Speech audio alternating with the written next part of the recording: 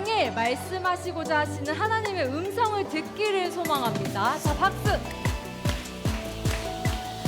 저 먼 곳을 찌르면서 빛나는 무대 박수 없어도 소리 작게 큰 박수 없어도 나는 노래해 우리는 찬양해 나는 찬양해 꿈이 멀어 보여도 바퀴 돌고. 앞길이 캄캄해도 나는 노래해 우리는 끝까지 찬양해 우리의 작은 작은 음성에도 목소리라도 진짜 마음이면 돼 이해할 수 없어도 주님만 찬양해 사람들은 모른대. 사람들은 몰라도 주님은 아시니까 우리는 어디서든 어디서든 예배하며 주님만 찬양해 우리는 요셉처럼 찬양해 믿음으로 노래해 하나님은 나의 힘 하나님은 나의 노래 요셉처럼 찬양해 기다리며 고백해 우리의 전부이신 하나님은 나의 구 하나님은 나의 전부 우리의 작은 음성에도 귀 기울이시는 하나님께 나아갑니다. 자, 우리 박수 치면서 우리 하나님께 우리의 목소리로 고백해 볼게요. 작은 목소리라도 진짜 마음이면 때로는 돼 이해가 안 가도 이해할 수 없어도 주님만 찬양해 사람들은 모른대. 사람들은 몰라도 주님은 아시니까 우리는 어디서든 어디서든 예배하며 주님만 찬양해 요셉처럼 찬양해 믿음으로 노래해 우리의 힘 하나님은 나의 힘 하나님은 나의 노래 요셉처럼 찬양해 기다리며 고백해 하나님은 나의 구 하나님은 나의 한 번 더 요셉 전부 요셉처럼 찬양해 믿음으로 노래해 하나님은 나의 힘 하나님은 나의 노래 요셉처럼 찬양해 기다리며 고백해 하나님은 나의 구 하나님은 나의 전부 우리의 전부 되시는 하나님을 믿으시나요? 우리 믿는다면 큰 박수를 치면서 우리의 고백이 되기를 소망합니다. 자, 박수! 우리 멋지게 인사하는 거야. 자, 다시 박수. 이번에는 반짝이는 별을 그리면서 우리 볼 수 없어도 오늘은 볼 수 없어도 내일은 보게 될 놀라운 주의 계획 주의 크신 뜻 알 수 없어도 주만 바라보며 걸어가는 우리 알 수 삶 없어도 오늘은 알 수 없어도 내일을 여는 담대한 믿음의 순종 우리 하나님의 주의 크신 뜻 이해 못해도 주만 따라가는 용기 있는 삶 언젠가 꽃가루와 폭죽이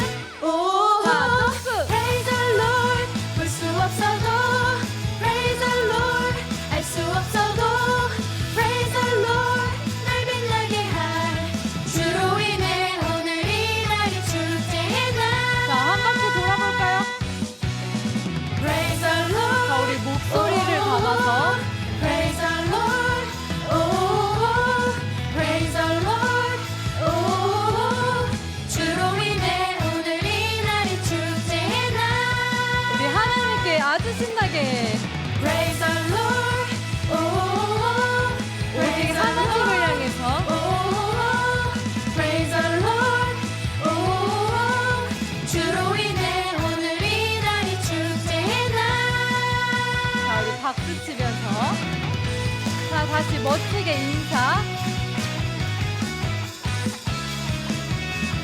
우리 마지막에는 빛나는 별을 그리면서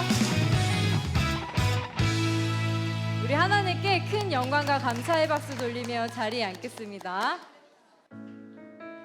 우리 뜨거운 가슴에 두 손을 올리며 고백해보자. 우리에게 말씀하시는 하나님의 음성을 듣고 돌아가기를 소망합니다.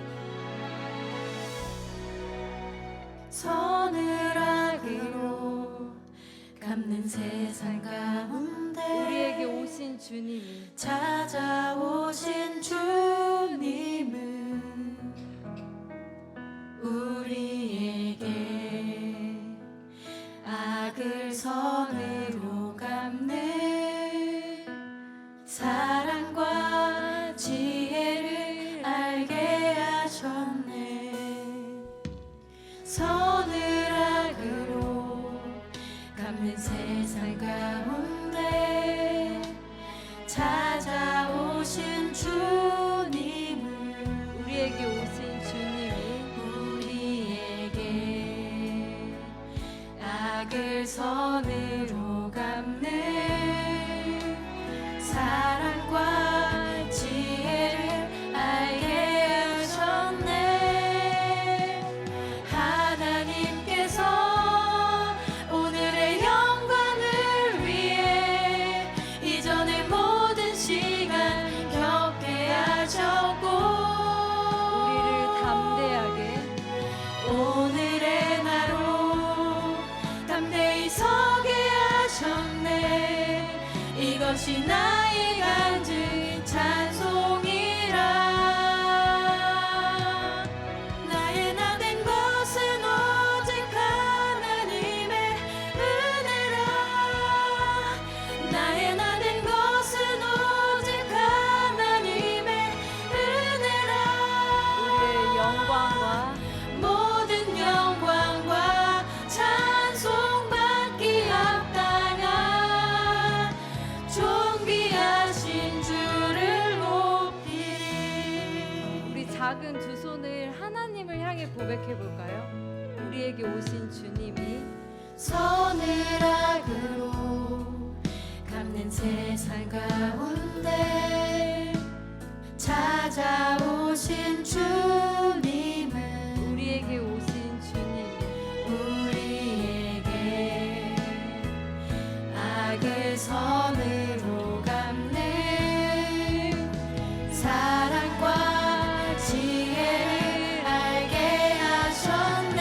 하나님을 향해서 하나님께서 오늘의 영광을 위해 이전의 모든 시간 겪게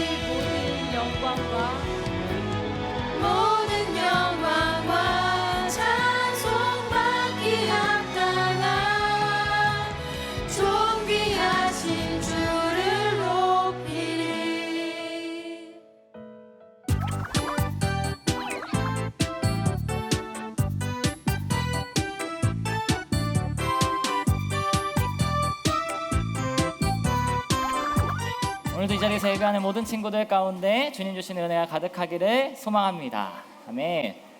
자, 우리가 지난주에 기도에 대해서 기도를 주제를 가지고 함께 말씀을 나눴습니다. 그래서 우리가 지난주에 말씀을 나눌 때는요, 우리가 왜 기도를 해야 하는지, 그리고 우리가 어떻게 기도를 해야 하는지에 대해서 함께 나누면서 우리가 매일같이 기도해야 함에 대해서 함께 말씀을 나눴어요.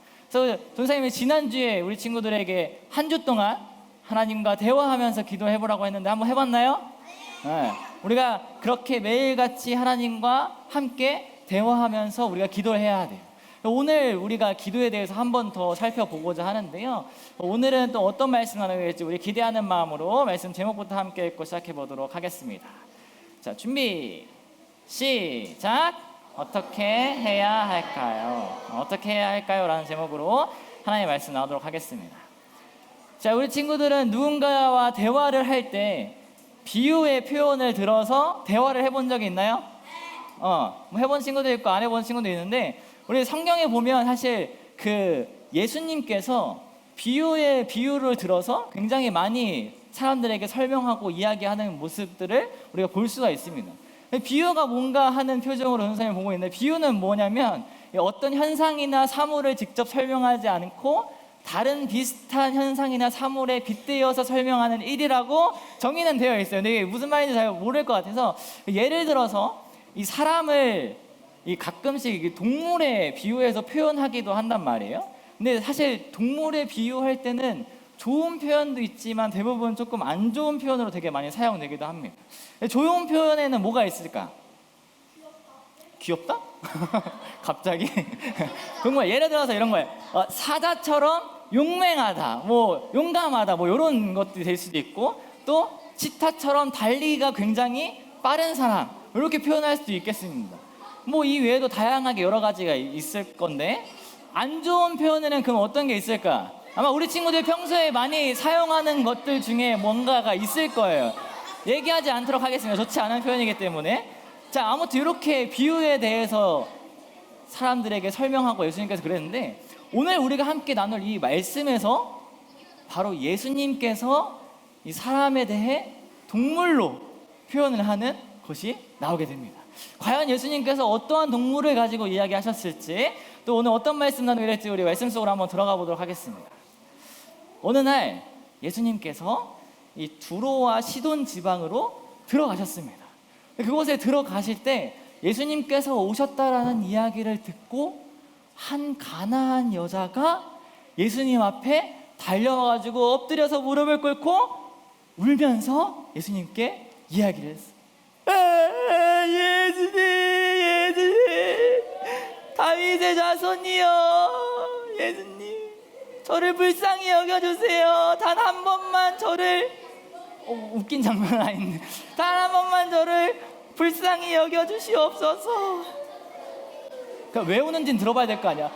제 딸이 귀신이 들려서 몹시 괴로워하고 있습니다 하면서 예수님 앞에 엎드려 무릎을 꿇고 예수님께 간절히 부르짖었어요.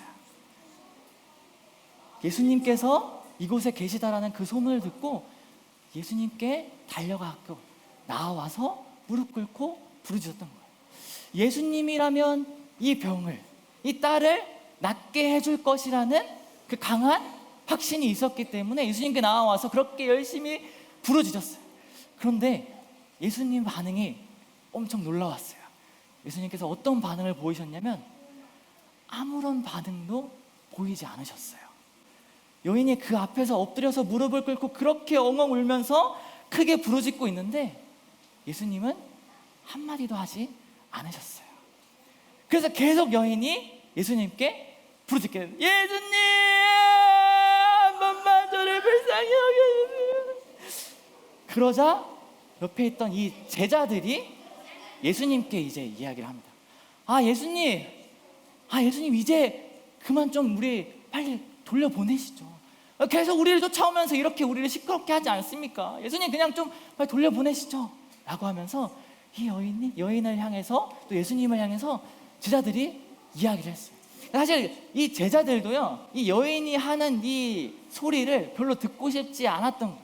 왜냐하면 이 여인이 와가지고 예수님 앞에 엎드려서 부르짖는 요거를 원래 성경에 쓰였던 그 언어로 살펴보면 어떤 단어냐면 정말 듣기 힘들 정도로 절규에 가까운 소리침이었어요.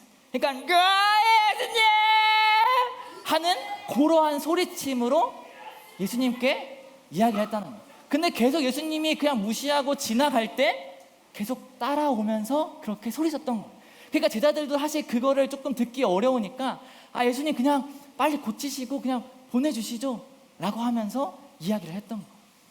그러자 예수님께서 뭐라고 말씀하시게 되냐면 나는 이스라엘 집에 잃어버린 양 외에는 보냄을 받지 않았다 라고 이야기를 하십니다.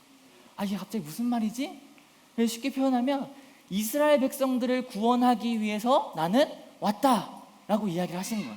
근데 이 그 가나안 여인은요 어떤 사람이냐면 유대인이 아니라 이방인, 그러니까 이방 나라, 다른 나라 사람인 거예요. 예수님이 쉽게 표현하면 나는 우리나라 사람을 구원하기 위해서 왔다, 너는 우리나라 사람이 아니잖아 라고 하는 것과 같은 거예요. 근데 그러한 표현으로 예수님께서 이야기를 하셨어요. 그러자 이 여인이 더 간곡하게 예수님께 예수님 살려주세요 라고 하면서 도와주세요 하면서 울면서 계속 이야기를 했어요.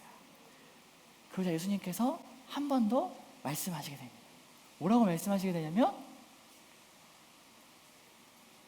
뭐라고 말씀하셨냐면 예수님께서는 제 주인에게 줄 빵을, 내 자녀들에게 줄 빵을 개들에게는 내가 주지 않는다, 개들에게 주는 것이 마땅하지 않다라고 이야기를 하신 거예요. 예수님께서 이 여인이 엄청나게 무릎을 꿇고 간곡하게 예수님께 막 울면서 부탁하고 있는데 예수님은 뭐라고 했냐면 자녀들에게 줄 빵을 개들에게 주는 것이 마땅하지 않다, 옳지 않다라고 얘기하신 거예요. 굉장히 심한 표현이에요. 그러니까 이 여인을 가지고 뭐라고 표현한 거냐면 개와 같다라고 이야기를 한 거예요. 나는 개한테는 안 줘 라고 예수님께서 말씀하신 거예요. 그러니까 우리가 평소에 보는 예수님의 모습은 어때요? 사랑이 많으신 예수님, 고아와 가난한 사람, 어려운 사람들에게 먼저 찾아가시고 힘든 사람들에게, 친구가 없는 사람들에게 먼저 가셔서 친구가 되어주시는 그러한 예수님의 모습. 근데 우리가 평소에 알고 있던 그 예수님의 모습과는 너무 다른 모습인 거예요. 앞에서 열심히 막 간절하게 울면서 무릎 꿇고 막 외치는 그 여인을 향하여서 개와 같다라고 표현하면서 자녀들에게 줄 빵을 개에게 주는 것이 마땅치 않다, 너에게는 줄 게 없어 라고 이야기를 하시는 거예요. 그러한 가운데 이 여인이 더욱더 이야기를 하면서 울부짖으면서 뭐라고 이야기를 하게 되냐면 맞습니다 예수님, 그런데 주인이 먹고 흘린 그 빵의 부스러기를 개들도 먹습니다 라고 이야기를 한 거예요.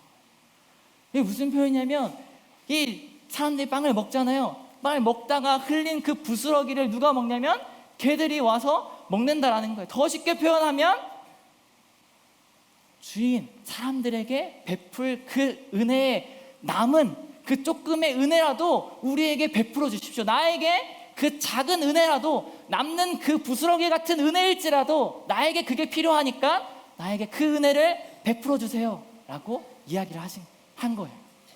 그래서 예수님께서 뭐라고 말씀하시냐면 예수님께서 네 믿음이 크다, 내 소원대로 되리라 라고 말씀하시게 됩니다. 그러면서 어떻게 되냐면 예수님께서 그렇게 말씀하시자 그 딸의 병이 낫게 됩니다. 오늘 우리가 함께 살펴본 이 말씀을 통하여서 우리가 어떻게 기도해야 하는가에 대한 모습을 우리가 알 수가 있습니다. 우리가 어떻게 기도해야 하냐면 우리는 어떻게 기도해야 되냐면 함께 읽어보도록 하겠습니다. 자, 준비 시작. 우리는 간절함과 믿음으로 우리는 기도해야 되는 거예요. 이 여인이 예수님 앞에 나와왔을 때 어떤 마음이 있었냐면 간절함이 있었어요. 예수님께서 그래서 이 여인을 향하여서 처음에 무시했어요. 대꾸조차 하지 않았어요. 응답조차 하지 않았어요. 그랬을 때 뭐야, 내가 듣던 예수님 소문과는 다르네 하고 그냥 갈 수도 있었어요. 두 번째, 예수님께서 개와 같다라고 표현했을 때 사실 굉장히 심한 말이잖아요. 근데 그러한 표현을 들었을 때에도 불구하고 이 여인은 계속해서 예수님 앞에 엎드려 울면서 부르짖었어요. 도와주세요. 한 번만 저를 불쌍히 여겨주세요. 하면서 예수님의 간절한 마음으로 예수님께 계속 매달리고 또 매달렸어요. 여인에게 있었던 그 마음은 무엇이었냐면 간절함이었어요. 내 딸이 낫기 위한 그 간절함 하나로 예수님께 나와서 그런 말씀을 들었을지라도 내 자존심과는 상관없이 내 딸이 나을 수만 있다면 예수님께 계속 간곡하게 부탁하는 그 간절한 마음이 우리 가운데도 있어야 됩니다. 두 번째는요, 이 간절함만 있었던 것이 아니에요. 이 여인에게는 무엇이 있었냐면 믿음이 있었어요. 이 예수님께서 이 여인의 말에 대해서 이 기도를 들어주는 것은, 이 딸을 고쳐준 것은 단순하게 간절함 때문만은 아니에요. 단지 이 여인이 너무나도 불쌍해서 그 기도를 들어주고 이야기를 들어줬던 것이 아니에요. 이 여인에게는 무엇이 있었냐면 믿음이 있었기 때문이에요. 예수님이라면 반드시 내 딸을 고칠 수 있을 것이라는 그 믿음이 이 여인에게는 있었기 때문이에요. 그래서 예수님 앞에 그렇게 먼 거리를 달려와서 무릎 꿇고 계속 붙들면서 예수님을 계속 딸을 낫게 해달라고, 불쌍히 여겨달라고 기도했던 거예요. 외쳤던 거예요.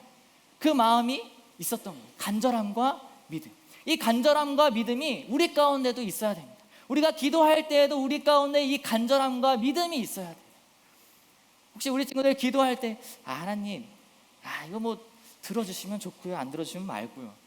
혹시 우리가 또 기도할 때 하나님, 이게 될지 모르겠는데 내가 이 기도하는 게 들어주면 좋겠어요. 하나님, 여기가 좀 아픈데 이게 나을 수 있을까요? 하나님 하실 수 있겠죠? 라는 그러한 마음으로 우리는 기도해서는 안 돼요.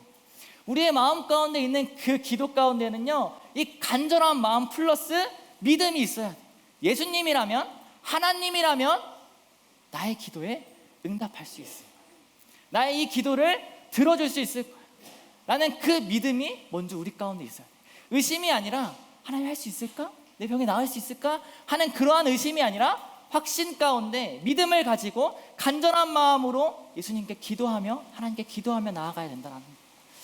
사랑하는 친구들, 바라기는 먼저는 우리가 이 여인과 같이 간절한 마음으로 예수님께 기도함으로 나아가는 친구들 되기를 소망합니다.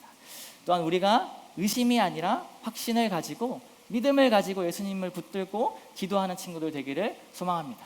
간절히 바라기는 우리가 간절함과 이 믿음을 가지고 예수님께 기도함으로, 또 하나님께 기도함으로 나아갈 때 우리의 기도가 현실이 되고 응답이 되는 삶을 살아갈 수 있는 우리 모든 친구들 되기를 주님의 이름으로 축복합니다. 기도하도록 하겠습니다. 사랑과 은혜가 많으신 하나님 아버지, 오늘도 귀한 하나님의 말씀 듣게 해주심에 감사드립니다. 오늘은 어떻게 해야 할까요? 라는 제목으로 하나님의 말씀을 나누었습니다. 하나님, 먼저는 우리가 이 여인과 같이 간절한 마음을 가지고 하나님 앞에 나아가 기도하게 하여 주시고, 의심이 아닌 확신으로 또 믿음을 가지고 기도하게 하여 주시옵소서. 그렇게 간절함과 믿음으로 기도함을 통하여서 기도가 응답되고 또 우리 삶 속에 기도가 현실이 되는 삶을 살아가게 하여 주시옵소서. 또한 매일같이 기도하는 또 기도의 삶을 우리가 살아가는 우리 모두가 되게 하여 주시옵소서. 그렇게 하실 우리 주님 기대하오며 이 모든 것 우리의 영원한 생명 되신 예수님의 이름으로 기도합니다. 아멘. 하늘에 계신 우리 아버지, 아버지의 이름을 거룩하게 하시며 아버지의 나라가 오게 하시며 아버지의 뜻이 하늘에서와 같이 땅에서도 이루어지게 하소서. 오늘 우리에게 일용할 양식을 주시고 우리가 우리에게 잘못한 사람을 용서하여 준 것 같이 우리 죄를 용서하여 주시고 우리